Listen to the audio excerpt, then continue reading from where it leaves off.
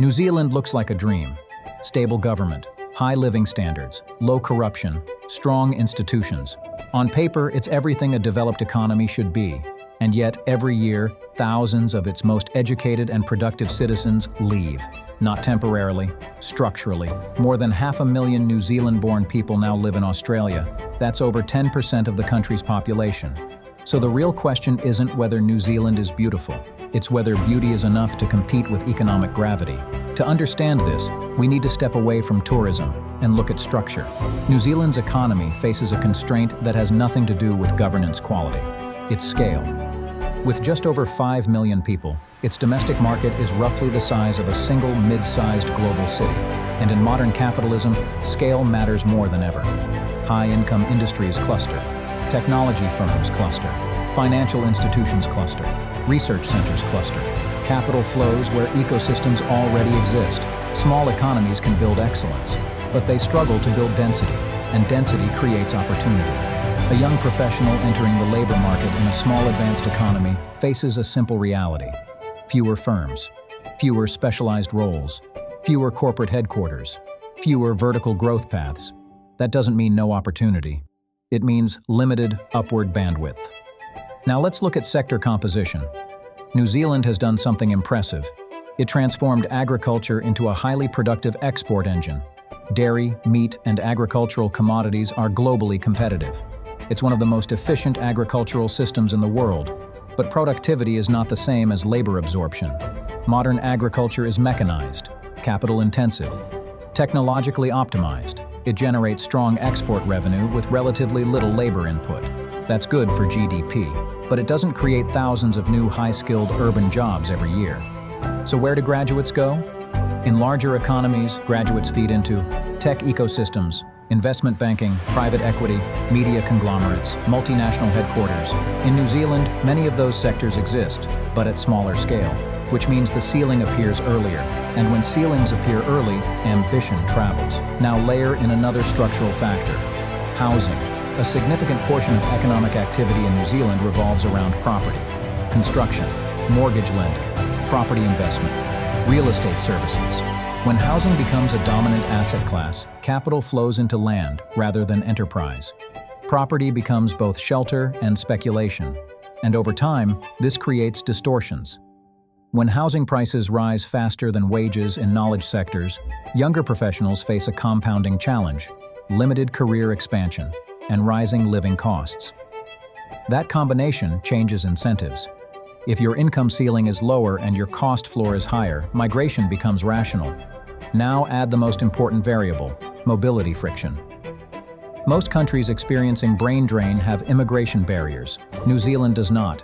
Its citizens can live and work freely in Australia. No major visa obstacles, no language barriers, no cultural shock, just a short flight across the Tasman Sea. And on the other side, a larger economy, higher wage ceilings, more corporate density, more specialization, more global firms. When mobility costs are near zero, labor reallocates toward higher return environments. This isn't emotional, it's economic.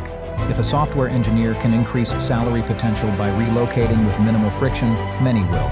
If a medical graduate has more training positions available across the border, many will. If a finance professional has access to deeper capital markets and larger firms, many will. This creates a structural arbitrage. Talent moves toward return, and arbitrage persists until incentives change. Over time, this becomes self-reinforcing. Young professionals leave. Skill shortages increase.